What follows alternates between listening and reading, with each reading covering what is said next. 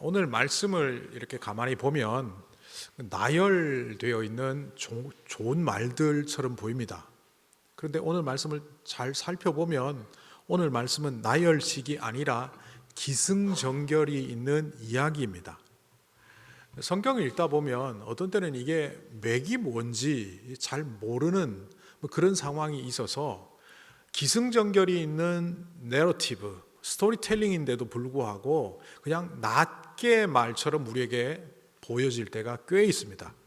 오늘도 보면 어린 소자를 실족해 하는 것은 연자맷돌을 달아서 바다에 빠뜨리는 것, 그거보다 더 심한 거다라든지, 혹은 믿음이 있는 사람은 뽕나무를 옮길 수 있고 산을 옮길 수 있고 겨자씨만한 믿음만 있으면 된다라든지, 충성하는 일꾼들은 늘 겸손히 나는 무익한 종입니다 이렇게 말하는 것이 정말 신실한 종이구나 한다든지 이렇게 파편처럼 다가옵니다. 그런데 오늘 누가복음 17장 1절부터 10절까지를 쭉 읽어보면 이것은 제자들과 예수님과의 대화 속에서 예수님이 그 대화법을 통하여 중요한 교훈, 가르침을 뽑아내는 과정처럼 보입니다. 오늘 말씀의 시작은 예수님께서 제자들에게 두 가지 중요한 사실을 가르쳐 주시면서 이 대화는 시작됩니다. 그 중요한 두 가지는, 첫째, 자기 눈에 보잘것없어 보이는 사람들을 함부로 대하다가 실족하면 안 된다, 실족시키면 안 된다, 이런 내용입니다. 여기 과거의 번역에 보면 작은 소자라고 되어 있고 오늘도 작은 사람 이렇게 되어 있지만, 이거는 내가 보기에 하찮아 보이는 사람, 내가 별로 존중하지 않는 사람을 의미하고 동시에 사회적으로 소외된 계층들을 의미하는 말이기도 합니다. 그 당시에 사회적으로 소외된 계층들은 종이라든지 질병이 심한 사람들이라든지 장애를 가졌다든지 혹은 가난하다든지 심지어는 여인들도 여기에 속했었습니다. 그런 사람들을 함부로 대하지 마라. 그렇게 함부로 대해서 그 사람들을 넘어지게 하는 것은 마태복음과는 조금 다른 표현입니다만은, 마태복음에서는 그 사람에게 연자맷돌을 달아서 빠뜨린다 이렇게 되어 있지만 여기는 자기 목에 연자맷을 달아서 바닷물에 빠지는 것과 같다. 어쨌든 절대로 하지 마라. 그리고는 이어서 두 번째 이 얘기를 하십니다. 믿음의 형제 중에, 그 공동체 중에서 믿음을 가진 사람임에도 불구하고 자꾸 죄 짓고 잘못하면 그 사람을 꾸짖어서 고치게 해라. 그리고 고쳐서 회개하면 내치지 말고 넌 죄인이잖아 라고 왕따시키지 말고 받아주라는 거죠. 여기에 하루에 7번이라고 되어 있는데 마태복음에는 70번씩 7번 이렇게 되어 있습니다. 490번, 또 하루에 7번.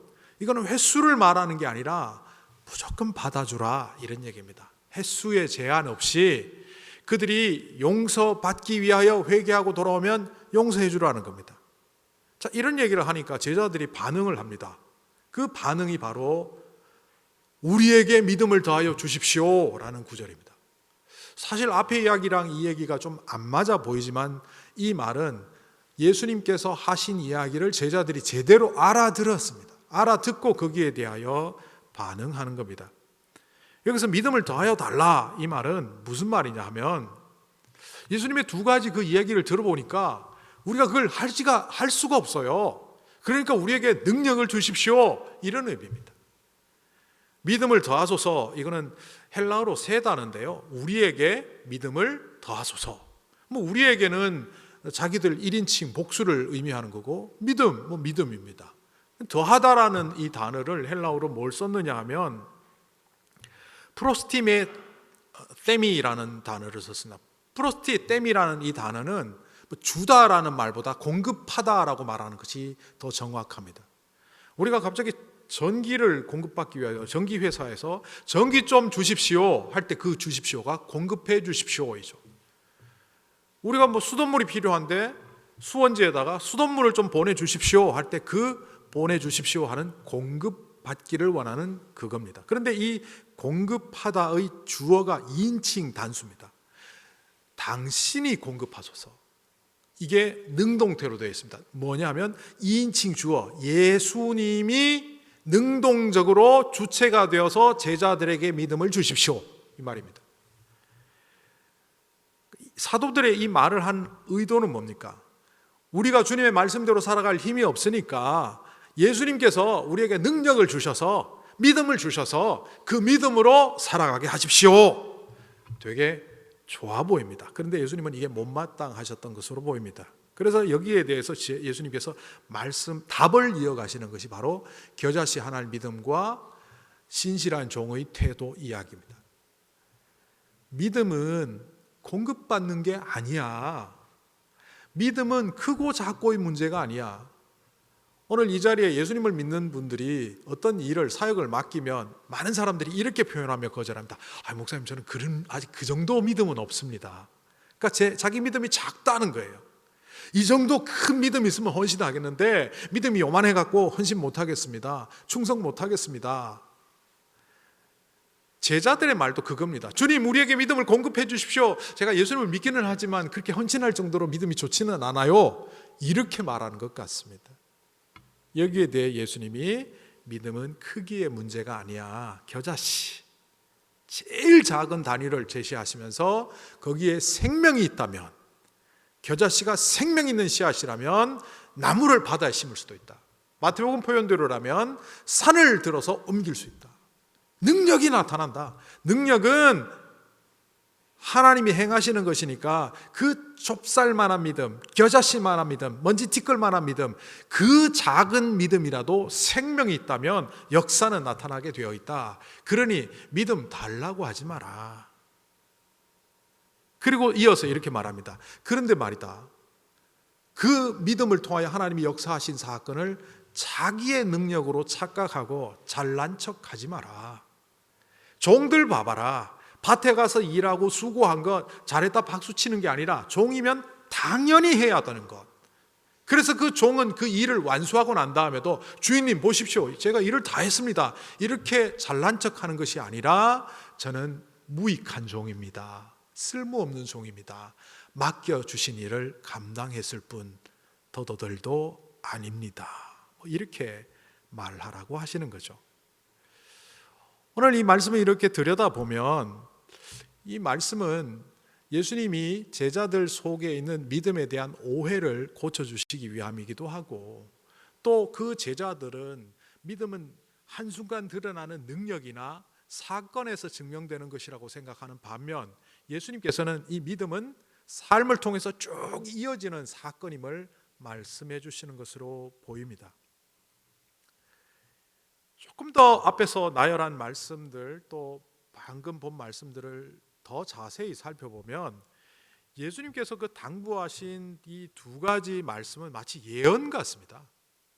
뭐냐 하면, 너희들 안에 서로 넘어지게 하는 일들이 없지는 않겠지만 늘 있다는 겁니다. 그러나 그 일을 무감각하게 대처하지 말고 예민하게 경각심을 갖고 잘 처리하라는 겁니다. 그래서 너희들이 무시하고 연약하다고 여기는 사람을 함부로 대해서는 절대로 안 된다. 예전에 한 10년도 더 지난 일인데요. 예전에 그 목사님들 모임에 제가 참여한 적이 있었습니다. 제가 주도하기도 했고, 처음에 5명이 모이다가 한 10명 정도 이렇게 늘어났는데, 한 3명, 4명 모일 때는 돌아가면서 밥을 사는 게 부담이 안 되는데 이제 10명 가까이 되니까 돌아가면서 밥 사는 게 부담이 되어서 의논을 해서 회비를 내서 하자 이러는데, 어떤 분이 20불씩 냅시다 이러니까 어떤 분이 그 20불은 너무 큰 것 같고 10불만 내면 어떻겠습니까? 이게 10년도 더 지났으니까요, 제가 생각할 때 지금 50불보다 더 큰 돈이 그때 20불이었던 것 같아요. 그런데 그 20불 내자고 하신 분이 뭐라고 얘기를 했느냐면, 겨우 20불 갖고 그럽니까? 이 당사자 목사님한테 허락받았습니다. 어제 전화해갖고 유튜브에 나갈지도 모르니까 당신을 흉보는 게 아니다. 20불 내는 그거 얼마 된다고. 그러니까 이 10불 말했던 분이 좀 상처를 받았습니다. 20불 내자고 했던 분은 교회도 좀 큰 교회를 사역하고 경제적으로도 여유 있는 반면, 이 10불 내자고 하신 분은 교인도 10명이 안 되고 경제적으로 어려운 분이었어요. 그러니까 그 차이가 있는데도 불구하고 그걸 의견을 경청하기보다는 묵살을 해버린 거예요. 그런데 그 사건 이후에 이 모임이 점점 기운이 떨어집니다. 알고 봤더니만 마음에 상처를 받았고, 그 상처받은 목사님이 그 옆에 있는 다른 멤버에게 자기가 여유 있다고 그렇게 한마디해서 그렇게 공개적으로 모욕을 주면 내가 그 모임에 어떻게 나가, 뭐 이렇게 된 겁니다. 그러다 보니 모이는 것도 자꾸 활력이 떨어지고, 그때 어떻게 해야 됩니까? 모임을 깨야 됩니까? 그러면 그 사람들 빼고 해야 됩니까? 오늘 성경 말씀에 뭐라고 되어 있습니까? 믿음의 형제 중에 잘못하는 사람이 있으면 꾸짖고 그 사람을 돌이키도록 하라. 제가 그분을 찾아갔습니다. 제일 친하기도 해서. 당신이 20불 얘기해갖고 다른 사람 상처받았는데 만나서 한번 사과하지 그랬더만 아유 쫌생이 그러더라고요. 예. 뭐 그거 갖고 사과를 하고 그래, 그냥 지나가. 제가 좀 엄하게 얘기해서, 강하게 얘기해서 결국 사과하고 그렇게 했는데요. 또 이 상처받은 분한테는 가서 그랬습니다. 제가 만났다는 이야기는 하지 않고 혹시 그분이 사과하면 받아주십시오. 그러니까 이분은 또 반대로 얘기하는 거예요. 이미 뭐 저는 그 모임이 안 맞는 것 같아요. 20불씩 낼 수 있는 분들만 모이시고 저는 빠질래요. 그랬더니 당신이 처음에 제일 좋아서 이 모임 나와놓고 왜 그러느냐고. 그러면서 그분도 설득해서 당신이 그러면 와서 사과를 해도 안 받겠다는 마음 아니냐고. 그러면 안 된다. 사과하면 받아야 된다. 그래서 둘이 이제 만나서 사과하고 또 사과를 받고 그 모임이 계속될 수 있었습니다. 교회 공동체 이런 일이 얼마나 많이 일어납니까? 서로 관계가 나빠져서 좀 화해하라 그러면 그냥 모른 척하고 살래요 이러는 사람들도 있고, 어떤 경우에는 원수지간으로 느껴져 갖고 그냥 교회를 같이 다닐 수 없어요 하고 교회를 떠나는 사람들도 있고, 아무리 달래도 안 되는 경우들이 많죠. 교회 안에 그런 일들이, 믿음의 형제 중에 그런 일들이 일어날 것을 예수님께서 미리 아시고 두 가지를 말씀하신 거예요. 너희를 누군가 실족하게 하는 사람이 나타나더라도 그 사람을 용서하라는 것이 두 번째 말씀이에요. 믿음의 형제 중에 잘못하는 사람이 있으면 꾸짖어야 되죠. 귀찮은데 뭐 둘이 싸우거나 말거나 내버려 두지 뭐. 이거보다는 위하는 마음으로 찾아가서 격려하고 사과하고 사과받게 만들어 주되, 그 사과를 통하여 어떻게 해야 돼요? 이제는 누군가를 무시하는 일이 사라지도록 만들어야 된다는 거예요. 근데 이게 어떻게 보면 귀찮거든요. 불편하거든요. 내가 뭐 그렇게까지 애를 써야 돼? 뭐 이것을 오늘 제자들이 한 말로 바꾸면 우리에게 믿음을 주십시오. 하나님이 성령으로 고쳐주십시오. 성령께서 해결해 주십시오. 우리는 은혜롭게 가만히 있겠습니다. 책임 전가. 목사가 쓰기에는 좀 불편한 말이지만 이런 행동을 면피라고 합니다. 고스톱 용어라서 좀 그렇지만 요즘 많이 쓰잖아요. 면피 행동입니다. 자기는 책임지지 않고 책임을 전가해버려요. 하나님께서 하십시오. 성령님께서 하십시오. 나는 그 사과 같은 거 잘 못해요. 저는 그 낯을 가려서. 자기가 잘못해놓고도 빠져나가 버리는 이런 제자들의 모습을 향하여 예수님께서는 뭐라고 얘기하시느냐? 믿음은 그런 게 아니다. 믿음은 그 믿음이 크고 작든 믿음이 있는 사람들이 그 불편한 상황을 직면하며 극복하는 순간 자라나고 그 순간 능력이 나타난다. 제가 중학교 때 이 얘기는 참 정말 안 해본 이야기인데 어제 갑자기 생각나더라고요. 중학교 3학년 때 제가 성령 체험을 했어요. 성령 체험을 하고 이제 좀 반듯하게 살아보겠다고 중학교 3학년이 좀 철든 생각을 좀 하면서 하려고 이렇게 하는데, 제 마음에 정말 안 드는 친구가 우리 반에 하나 있었어요. 그 친구가 자꾸 다른 애를 괴롭히고 또 심지어는 저한테도 장난을 심하게 걸고, 요즘식으로 얘기하면 소위 말하는 일진이었어요. 저는 그 일진을 제압하기 위해서 작전을 짰고 그 아이를 불러내서 운동장 귀퉁이로 불러냈습니다. 그때 제 마음에, 제가 그때도 이제 성경을 열심히 읽고 있었는데 내가 얘를 이렇게 혼을 내면 앞으로 얘를 전도할 기회가 막히겠다는 생각이 들더라고요. 제가 그때 전도를 굉장히 열심히 했거든요. 성령 충만해갖고 1년에 한 30-40명씩 전도할 텐데 이 아이를 전도할 기회가 막히겠다. 그 생각과 동시에 요놈을 혼내줘야 되겠다. 내가 그때 전체 학생회장이기도 하고 저도 뭐 운동깨라 해서 그 정도는 혼낼 수 있는 상황이었어요. 두 가지가 맞붙었어요, 마음에서. 얘를 혼내서 기합을 줘서 절대로 이런 일을 우리 반에서 못하도록 만들겠다는 생각과 이 전도를 위해서는 이걸 참아야 되는데 어떻게 해야 될지를 모르겠는 거예요. 그리고 그때 성령님께서 더 강하게 주장하셔서 제 마음을 바꾸셨어요. 그 아이의 잘못을 말하지 않고 친하게 지내자, 너랑 나랑 참 소원했는데, 그리고 그 자리에서 떡볶이 사 먹으러 갔어요. 저도 이해 안 되는 행동이었어요. 제가 마음을 바꾸니까 그 아이에게 떡볶이 먹으러 가자 해서 학교 앞에 그 포장마차가 생긴 떡볶이집에서 떡볶이를 먹고, 그리고 왔더니만 그 아이가 반의 아이를 괴롭히지 않는 거예요. 그때 중학교 때 저에게 대전환이 일어났습니다.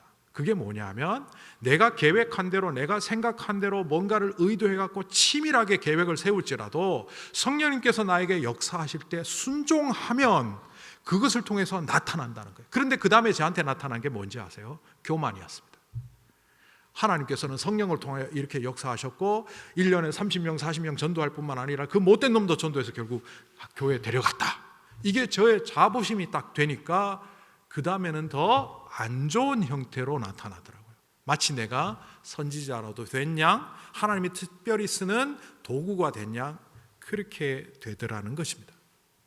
그때 만약 제가 누가복음 17장 이 후반부에 나오는 이 종의 이야기를 알았더라면 좀 더 빨리 고쳤을 텐데, 저는 그걸 좀 길게 갔던 것 같습니다. 믿음이 우리 안에서 역사하기 위해서 오늘 이런 모습들이 보여지는데, 우리가 명심해야 되는 것은 이 믿음이 자기의 사건으로 바뀌지 않고 점점 자라가며 성장하는 사건이 되기 위해서 우리가 첫 번째로 알아야 되는 것은 자기 부인입니다. 탕자가 언제 돌이킨 것 같습니까? 쥐엄 열매도 먹지 못해서 배고파 죽을 때 그때입니까? 아니면 아버지를 만나서 아버지하고 무릎 꿇을 그때입니까? 성경에는 그 정확한 지점을 기록하고 있습니다. 누가복음 15장에 나오는 탕자가 이렇게 말합니다. 아버지에게 가기 전에 쥐엄 열매를 먹으며 허기를 해결하지 못하는 그 상황 속에서 그가 이런 말을 합니다. 나는 하나님과 아버지에게 득죄한 자로다. 거기에 하나님은 아마 아버지와 일치시키기 위하여 들어간 단어로 보입니다. 예수님의 비유니까요. 이 탕자가 집 나간 둘째 아들이 나는 하나님과 아버지에게 죄 지은 자다, 나는 죄인이다, 이걸 인식하는 그 자리가 바로 탕자에서 이제 건강한 아들로 바뀌는 지점입니다. 탕자가 뭘 잘못했습니까? 아버지한테 재산을 요구했기 때문에? 밖에 나가서 그걸 허랑방탕하게 다 썼기 때문에? 아닙니다. 충분히 자기 몫으로 가져갈 수 있고 뭐 써도 문제 없는 거예요. 그런데 뭐가 문제냐? 아버지와의 관계를 단절시켜 버렸던 것. 그때도 말씀드렸지만 외국어로 가버리고 멀리 떠나가 버리고 이제 아버지와 상관없이 나는 내 마음대로 살겠다고 생각하는 그것이 죄라는 거예요. 그런 측면에서 자기는 아버지 앞에 죄인이라고 말하는 겁니다. 자기 부인이 뭔지를 보여주는 또 하나 이야기는 베드로입니다. 베드로가 누가복음 5장에서 밤이 맞도록 물고기 한 마리도 못 잡은 그때 예수님께서 나타나셔서 그물을 던지라 깊은 데로 해서 2배가 가득 차는 물고기를 잡고 들어와서 예수님이 딱 서 있는 그 자리에 가서 일단 호칭이 바뀝니다. 그전에는 선생님 하던 사람이 주님이라고 호칭이 바뀌면서 그 앞에 무릎을 탁 꿇으며 엎드리며 뭐라고 말했습니까? 나는 죄인입니다. 나를 떠나십시오. 주님, 저는 죄인입니다. 나를 떠나십시오. 이것이 자기 부인입니다. 왜 자기 부인이 믿음의 시작이자 믿음의 본질이냐 하면 이렇게 예를 들 수 있습니다. 어떤 사람이 요리를 하는데 요리하기 전에 집안 청소를 했어요. 집안 청소를 하고 마당에 나서 쓰레기도 줍고 심지어는 오물도 처리하고 그러고는 손도 씻지도 않고 냉장고에서 음식 재료들을 꺼내서 맛있게 음식해서 딱 내어 놓았다면 그 음식은 먹으면 안 됩니다. 손을 깨끗하게 씻고 위생적으로 시작을 해서 만들어 놓은 음식이나 더러운 손으로 만든 음식이나 눈으로 볼 때는 차이가 없지만 이거는 먹으면 안 되는 음식, 이거는 먹을 수 있는 음식입니다. 내가 아무리 능력이 있고 출중한 재능이 있고 여러 가지 면으로 열심히 있는 사람이지만 자기 부인이 되지 않은 사람은 더러운 손으로, 오물이 가득한 손으로 요리를 하는 것과 같은 겁니다. 똑같은 행위를 하고 있지만 첫 시작에 손을 위생적으로 깨끗하게 했느냐 안 했느냐가 그 요리의 본질을, 먹을 수 있느냐 없느냐를 결정하는 것처럼 자기 부인이 안 되면 그렇다는 겁니다. 이 자기 부인과 자기 십자가의 그 문법적 형태가 중간태라고 말씀드렸습니다. 그게 무슨 얘기인지 몰라서 제가 말씀드렸던 것이, 이런 문법적 형태는 동사의 동작이 반복되는 걸 말한다. 자기를 부인을 한 번 하라가 아니라, 자기 십자가를 한 번 지라가 아니라 날마다. 그래서 누가복음에는 날마다라고 들어가 있습니다. 반복하라는 겁니다.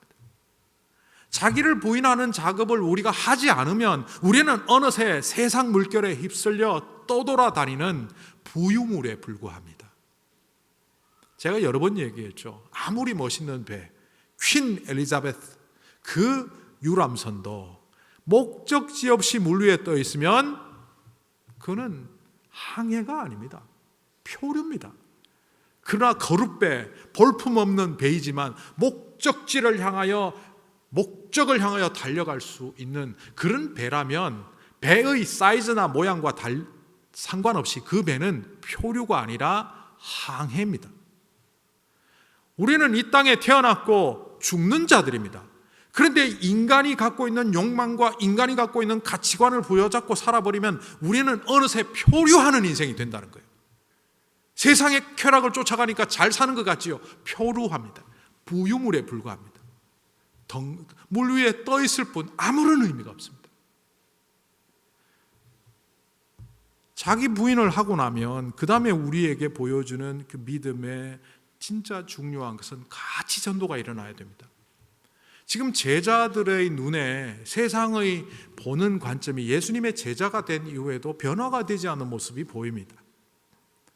여전히 믿음은 크기의 문제고, 믿음은 세기의 문제고, 믿음은 하나님께서 내게 주셔서 내가 그냥 가만히 있으면 저절로 잘 되는 거라고 생각하는 이들을 향하여 예수님은 너희들 안에 던져진 그 씨앗이 생명력 있게 자라가도록 너희들은 끊임없이 신실함을 유지하라고 말합니다. 사실 그 믿음이라는 헬라어 단어가 피스티스라는 단어입니다. 근데 이 피스토스 이런 형태의 단어들은 우리말로 믿음이라고 번역하면 좀 적합하지 않습니다. 영어는 비교적 잘 번역한 것 같아요. faith, faithful, 그러니까 충실한, 충성.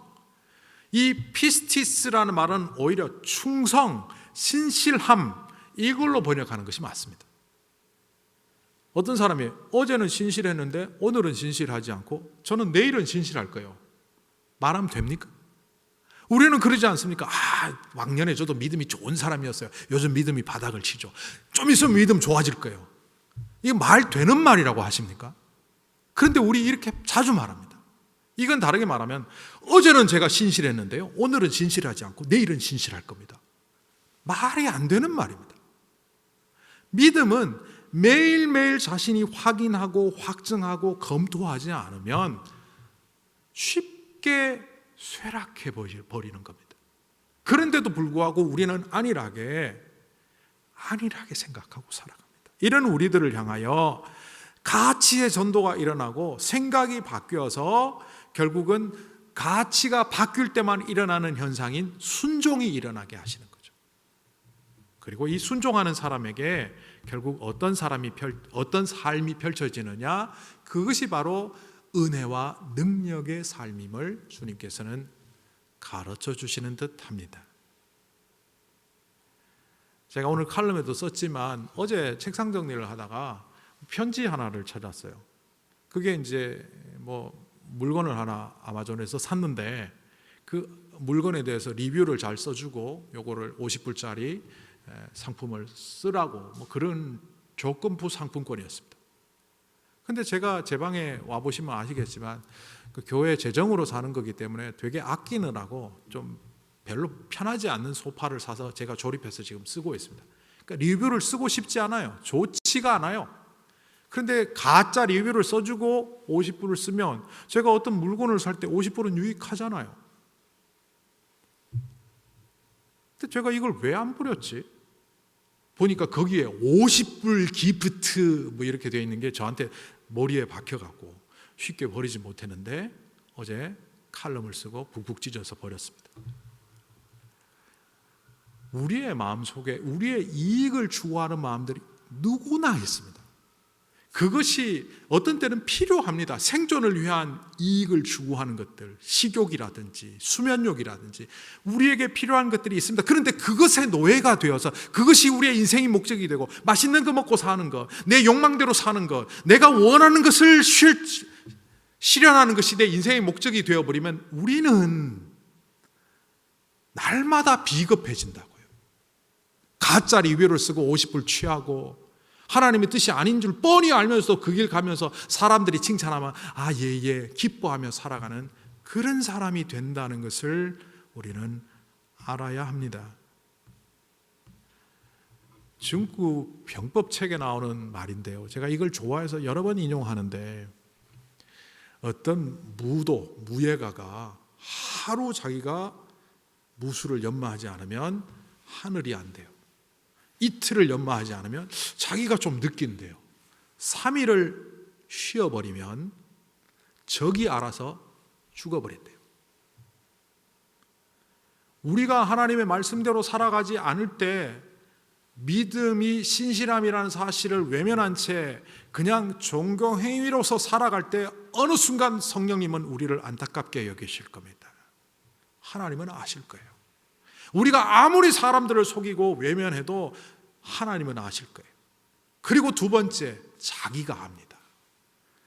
사람들의 말이 아니라 자기가 스스로 자기 믿음을 돌아볼 때 정말 어려움이 닥치면 나는 무너지는 존재에 불구하고 생에 회의감이 왔을 때, 죽음에 대한 공포가 왔을 때 그 죽음에 대한 공포를 이겨낼 수 없는 우울감에 빠지는 사람이고, 그리고 마지막에 주변에 있는 모든 사람들이 내 믿음을 알게 될 겁니다. 저 사람 겉으로는 믿음 있는 척 했지만 저 내면은 믿음 없는 사람이야.